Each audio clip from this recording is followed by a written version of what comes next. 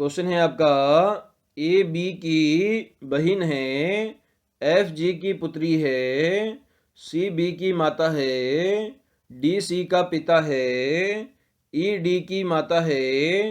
तो ए और डी में संबंध आपको फाइंड आउट करना है। इसके लिए नीचे आपको 4 ऑप्शन गिवन है, तो इसे हम सोल्व करने की कोशिश करते हैं। तो सबसे पहले कहा गया है ए बी की बहन है, तो ए किसकी बहन है? ए आपकी बी की बहन है। यहाँ पर हमें बहन बना देते हैं। क्या कहा गया है?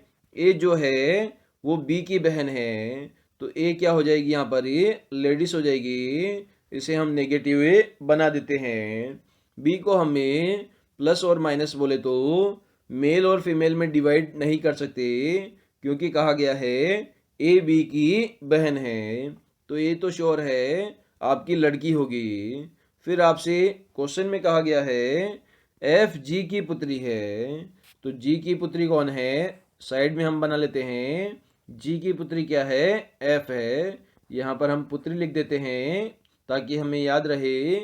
आगे हमें कहा गया है सी बी की माता है, तो जो सी है वो किसकी माता है? वो आपके बी की माता हो गई। इसको हमने यहाँ पर रख दिया। फिर आगे कहा गया है डी सी का पिता है, जो डी है वो सी का पिता है। जो सी इसकी माता है बी की, उसका पिता कौन हो जाएगा यहाँ पर? पिता यहाँ पर लिख देते हैं। वो क्या दिया गया है आपको? डी दिया गया है। और आगे आपसे कहा गया है ई डी की माता है, तो डी की माता कौन हो जाएगी? डी की माता आपकी ई हो जाएगी। यहाँ पर हमें माता लिख देते हैं। डायरेक्शन हमने यहाँ पर लगा दी है ताकि आपको अच्छे से समझ में आ जाए कौन किसका पिता है, कौन किसकी माता है। आगे आपसे क्वेश्चन में पूछा गया है जो ए है उसका संबंध डी से पूछा गया है। तो सबसे पहले हम देखते हैं ए और बी तो आपस में भाई बहन हैं, मतलब ए बी की बहन है, तो बी यहाँ पर भाई भी हो सकता है, बहन भी हो सकता है, ये दोनों हो सकता है। लेकिन ये दोनों किसके पुत्र या पुत्री होंगे? ये सी के संतान होंगे। किसकी संतान होंगे? सी की संतान होंगे, क्योंकि सी दोनों की माता है। तो माता का पिता क्या होता है? माता का पिता आपका नाना होता है। क्या होता है? नाना होता है। लेकिन नाना यहाँ पर ऑप्शन में नहीं है, क्योंकि ए का डी से संबंध पूछा है, तो डी का ए क्या लगता है? तो नाना जो होता है उसकी लड़की का जो लड़की होती है उसे हम क्या बोलते हैं? उसे हमें दोहिती बोलते हैं। क्या बोलते हैं? दोहिती बोलते हैं। इंग्लिश में से नीस कहते हैं, हिंदी में दोहिती बोलते हैं। तो ए और डी का संबंध क्या हो जाएगा? दोहिती का हो जाएगा, जो कि आपको ऑप्शन नंबर फर्स्ट में गिवन है। तो फर्स्ट हमारा इस क्वेश्चन का आंसर ए हो जाएगा। क्वेश्चन है आपका, रिक्त स्थान पर कौन सा पद आएगा? ये आपको फाइंड आउट करना है। यहाँ पर आपके कितने लेटर मिसिंग है? 4 लेटर यहाँ पर आपके पास मिसिंग है। ये चारों ही लेटर आपको फाइंड आउट करने हैं। तो इसे फाइंड आउट करने के लिए सबसे पहले आपके पास में नंबर ऑफ लेटर होने चाहिए कि इस सीरीज में कितने लेटर है। तो हमें लेटर काउंट करेंगे, तो 1 2 3 4 5 6 7 8 9 10 11 12 आपके लेटर क्या है? गिवन है। 12 लेटर तो आपको गिवन है और आपके 4 लेटर फाइंड आउट करने हैं। तो नंबर ऑफ लेटर आपके 16 हो गए। तो 16 लेटर यहाँ पर टोटल हो गए। तो इसे हम यहाँ पर सोल्व करने की कोशिश करते हैं। तो 16 लेटर को हमें 4 लेटर के 4 सेट में डिवाइड कर देते हैं। तो 4 चौके कितना हो जाएगा? 16 हो जाएगा। तो 4 सेट बनाकर इन्हें आपस में कंपेयर करके हम इसे सॉल्व करने की कोशिश करते हैं। तो पहला सेट आपका बन जाएगा खालिस्तान जे के एल। उसके बाद में दूसरा सेट बन जाएगा के एल खालिस्तानी, उसके बाद में LLJ खालिस्तानी, उसके बाद में JJ के खालिस्तानी। तो ये सेट नंबर फर्स्ट हो गया, ये आपका सेट नंबर 2 हो गया, ये आपका सेट नंबर 3 हो गया और ये सेट नंबर 4 हो गया। तो यहाँ पर हमने 4 सेट बना लिए हैं। तो सबसे पहले हमें सेट नंबर 4 और 1 को कंपेयर करते हैं। सेट नंबर 1 और 4 को हमने कंपेयर किया तो आपका जो सेकंड और जो थर्ड पोजीशन है उस पर क्या लिखा हुआ है, JK लिखा गया है। क्या लिखा गया है, JK लिखा गया है। तो स्टार्टिंग वाली जो पोजीशन है उसमें भी क्या आना चाहिए, J आना चाहिए। तो J यहाँ पर हमने फिलअप कर दिया। इसी प्रकार लास्ट वाली पोजीशन में KL लिखा हुआ है, तो K तो यहाँ पर गिवन है, मिसिंग क्या है, L है। तो इस प्रकार से पहला जो सेट है और चौथा सेट है वो यहाँ पर हमने कंप्लीट कर दिया है। सबसे पहले हमने J भरा है और सबसे लास्ट में हमने L भरा है। तो ऑप्शन हम चेक कर लेते हैं। स्टार्टिंग वाला ऑप्शन है, ये स्टार्टिंग J से नहीं है इसलिए गलत हो जाएगा।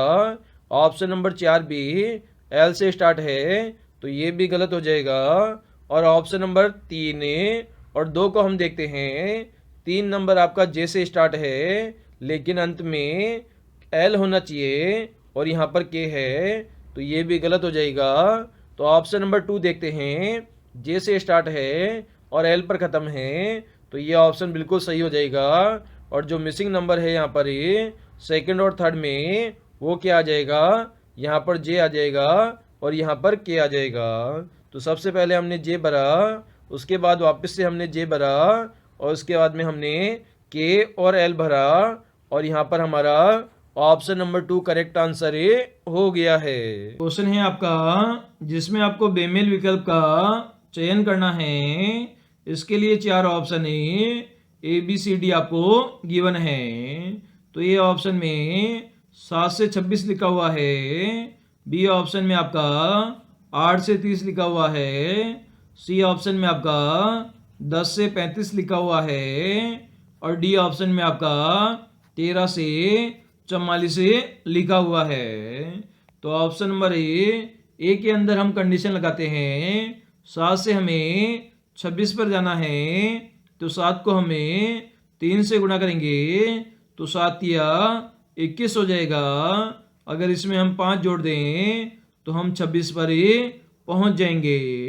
मतलब पहली संख्या को हमें 3 से गुणा करेंगे और उसमें 5 जोड़ेंगे तो हमें दूसरी संख्या प्राप्त हो जाएगी। ये वाला लॉजिक हमें सभी संख्याओं में लगाएंगे तो हमें सी ऑप्शन को चेक करते हैं।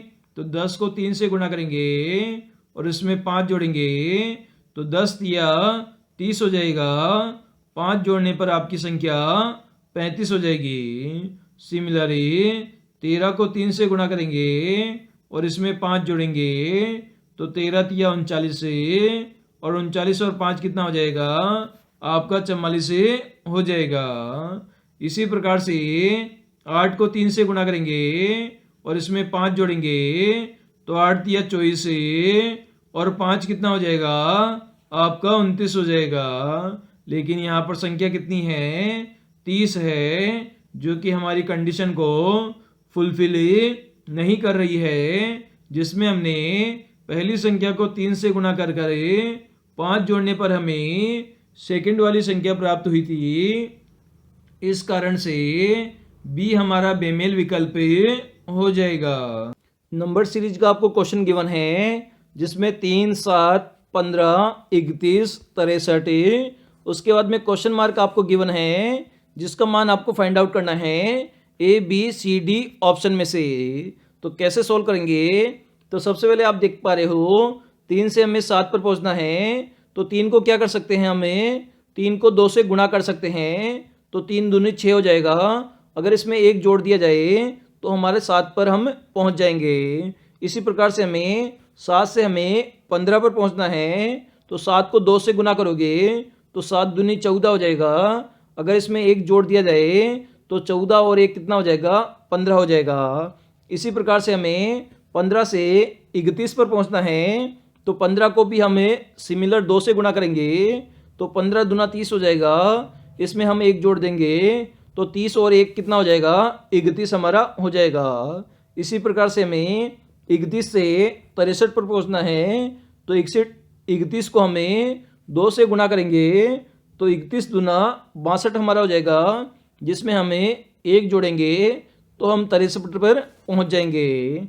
इसी प्रकार से हमें 63 से क्वेश्चन मार्क पर पहुंचना है, तो 63 को हमें 2 से गुणा करना पड़ेगा, जो कि कितना हो जाएगा, 3 दूनी 6 हो जाएगा और 6 दूनी 12 हो जाएगा, मतलब 126 हमारा आ जाएगा। और इसमें हमें 1 जोड़ना पड़ेगा, तो 126 और 1 कितना होता है, 127 होता है, जो कि हमारा ऑप्शन नंबर सी बिल्कुल करेक्ट हो जाएगा। मतलब क्वेश्चन मार्क की जगह कितना आएगा, 127 हमारा आंसर आएगा।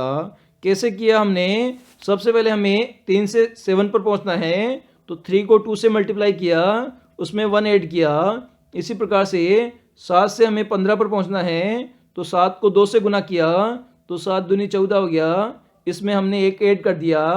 इसी प्रकार से 15 से 31 पर पहुंचना है, तो 15 को हमने 2 से गुना किया तो 15 दूना 30 हो गया, उसमें हमने 1 ऐड कर दिया।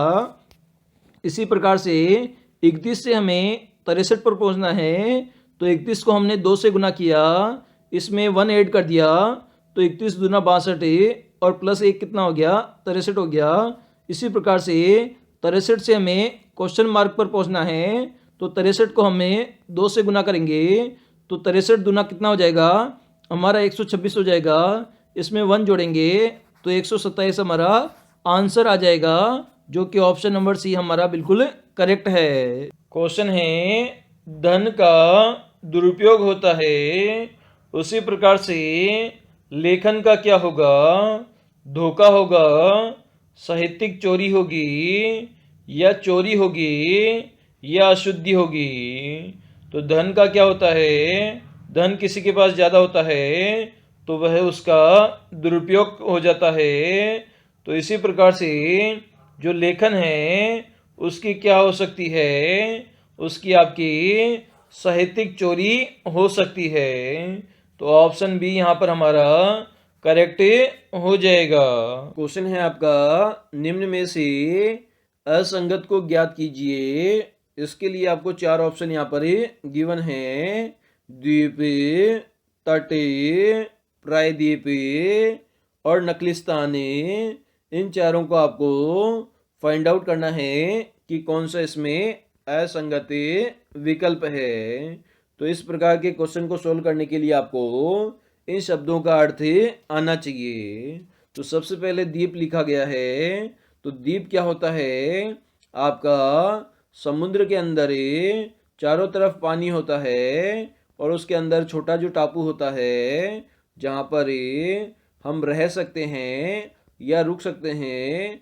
पहाड़ी चट्टान होती है बीच में, उसे हम द्वीप कहते हैं। इसी प्रकार से जो प्रायद्वीप होता है वो भी समुद्री सीमा के अंदर छोटे छोटे जो टापू होते हैं उन्हें हम प्रायद्वीप की श्रेणी में रख सकते हैं। इसी प्रकार से जो तट होता है, तो तट क्या होता है, ये आपका समुद्र हो गया। समुद्र का जो अंतिम पॉइंट होता है जहाँ पर भूमि होती है जो कि समुद्र की सीमा से लगी होती है, उसे हम तट कहते हैं। इसी प्रकार से 4th ऑप्शन आपके पास में है, नकलिस्तान है। तो नकलिस्तान क्या होता है, ऐसा क्षेत्र होता है जहाँ पर पानी क्या होता है, पानी का अभाव होता है। तो पानी के अभाव वाले क्षेत्र को नकलिस्तान कहते हैं। तो चारों का आपका अर्थ मिल गया। तो द्वीप, प्रायद्वीप और तटीय ये सभी समुद्र से संबंधित शब्द है, मतलब किसी न किसी प्रकार से जल से संबंधित है। जबकि ऑप्शन नंबर 4 नकलिस्तान ऐसे स्थान को कहते हैं जहाँ पर जल का अभाव होता है। तो ऑप्शन नंबर ए फोर्थ हमारा यहाँ पर ए असंगत विकल्प ए हो जाएगा।